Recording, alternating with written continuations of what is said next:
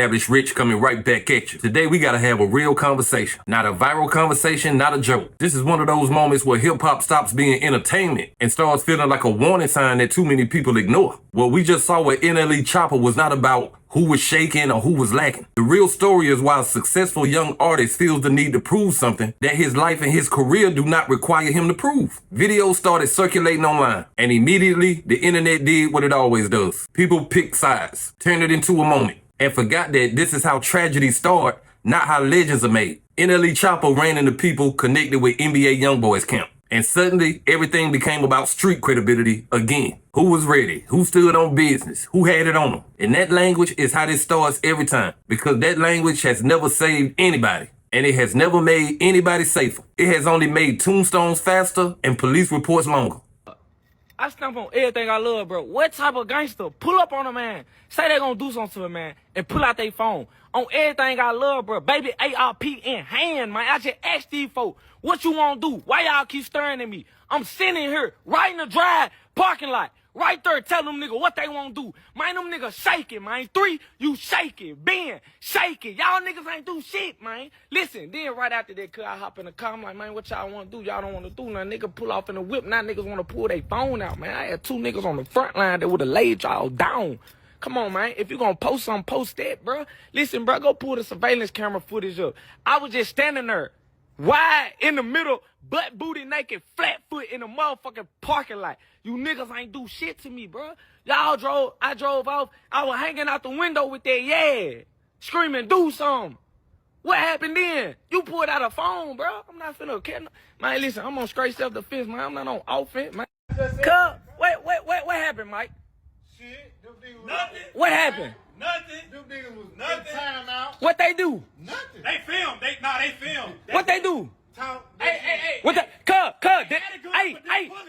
out. Did I not have ARP in my hand? Was I not flat foot, butt booty naked? On my life. Did I not walk to the car and go grab my shit, then ask them what they want to do? On my life. On everything, didn't it? On everything. On my kids. Nigga, on my kids too. Man, listen. All 3 of my kids can drop right now if I did not just ask them. They had a gun and scared to touch They didn't, bro, come on. Y'all always thinking I'm the one that's the hoe, man. Come on. Let's be honest about something most people dance around. NBA YoungBoy's world is not a rap aesthetic. It's not a rollout. And it's not a role you try on for image points. That is a real street ecosystem with real street consequences, real retaliation, and real prison time attached to it. People in that world don't care about album sales. They don't care about Twitter opinions. They care about respect, perception, and how far they willing to go behind it. And that's not a game you step in for proof and then step out when it get too hot. Here's the part that hurts to say, but it needs to be said. NLE Choppa is not a street dude, and that's not an insult. That's a blessing that too many artists fail to recognize in real time. He's an artist. He's a performer. He's a creative. He came from music, from expression, from talent, not from war. And somewhere along the way, that stopped feeling like enough for him. This is where people get uncomfortable, but I'm gonna say it anyway. NLE Choppa resembles Tupac more than people want to admit. And I don't mean that as praise. I mean it as a warning. Tupac was a poet, a theater kid, a performer. But he felt pressured to prove that he was hard. And that pressure put him in situations he never needed to be in, with people he never needed to impress. We love the story after the fact, but we ignore the lessons while it's still happening. We saw this with Nipsey Hussle, who believed staying in the same spot was a form of principle, until it cost him his life. We saw this with Young Dolph, who took pride in moving through the city fearless when he was warned over and over again. Every time, the internet chills the confidence until the candles come out and the t-shirts get printed. Here's the truth nobody wants to say plainly. You cannot win a street credibility contest against people who have nothing to lose. There is no trophy. There is no victory lap. The only way to win that game is to die behind what you claim. And when I hear young artists laughing about having a gun, bragging about standing on business, it don't make me mad. It make me sad, because none of this is helping his career, and none of this is making him safer. This is not courage. This is identity confusion in a culture that rewards self-destruction. And if this story continues the way it usually does, we already know how it ends. Hip-hop has a problem that it never wants to admit out loud. We confuse authenticity with self-destruction, and we reward people most when they closest to losing everything. That confusion is what puts most young artists in positions they never should be in, just to feel accepted by a crowd that won't be there when things go left. The internet loves a moment, but it never loves a consequence. Every time an artist walks into a dangerous situation and walks out alive, they think they prove something. This is why I keep saying, street credibility is a debt that never stops collecting. The moment you start paying into it, you owe it forever. You don't get to clock out, you don't get to retire, and you don't get to say, that was just for my image. When real people take that image seriously, this is where NLE Choppa is losing the plot. He is trying to win respect from people who respect violence more than talent. And that is a losing strategy every time, because talent builds careers, violence builds cases. And the streets do not care how pure your intentions are when them bullets start flying. This is not about being scared. This is about being smart. The hardest thing in hip hop is not standing on business. The hardest thing is walking away from it. When your ego is screaming at you to prove something, people love to say, I ain't scared. But fear is not the enemy. Ego is. Ego is what makes you think you different than the ones who didn't make it out. Ego is what tells you the same streets that took others down will somehow respect you more. The streets don't respect confidence. They respond to opportunity. And every time a rapper moves without security, without a plan, without a reason other than pride, they are creating an opportunity. They are creating an opportunity for somebody else to change their life forever. This is why comparing yourself to people who really live that life is dangerous. NBA YoungBoy don't have the same incentives as someone who can lose everything with one mistake. It don't make him better or worse. It just makes the game different. And when the games are different, the rules don't apply the same way. This is why trying to out-real somebody who grew up in real chaos is a fool's move. You are playing chess against somebody who is willing to flip the table over. This is also why rants about standing on business sound empty after a while.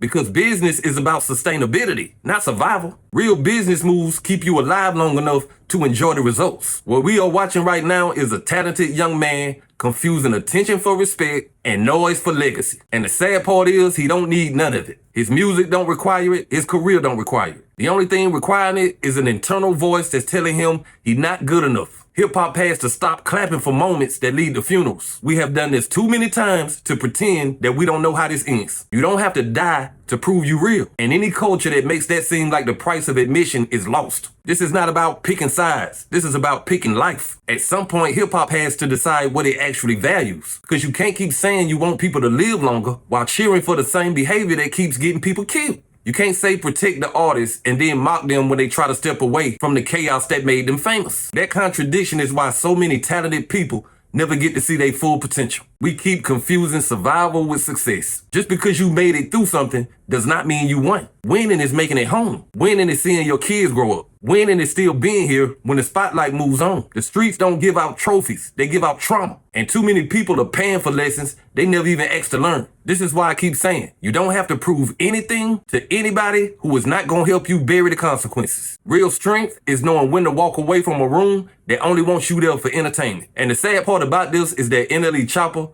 already has everything any artist would die to have. But none of that matters if you keep putting yourself in situations that could erase all of that in 1 second. History has shown us over and over again that the streets don't care about your potential. They don't care about your intentions. They don't care about second chances. They only care about opportunity. And every time somebody says, I ain't scared, what they really saying is, I'm not thinking about tomorrow. Hip hop don't need another martyr. It needs more people who live long enough to tell the truth about what this life really costs. You don't get extra points for having fun. You don't get legacy points for surviving something you shouldn't even have been in. The hardest flex is peace. The hardest move is growth. And the real ones don't need to announce it. They just move different. If anything I said sounds uncomfortable, good. Discomfort is where change starts. This ain't about judging. This is about learning before it's too late. Because we've seen what happens when talent meets pride without direction. And we don't need to see it again. But hey, that's just my opinion. What's yours? Like, comment, subscribe, establish rich. I'll be back with another one. Peace.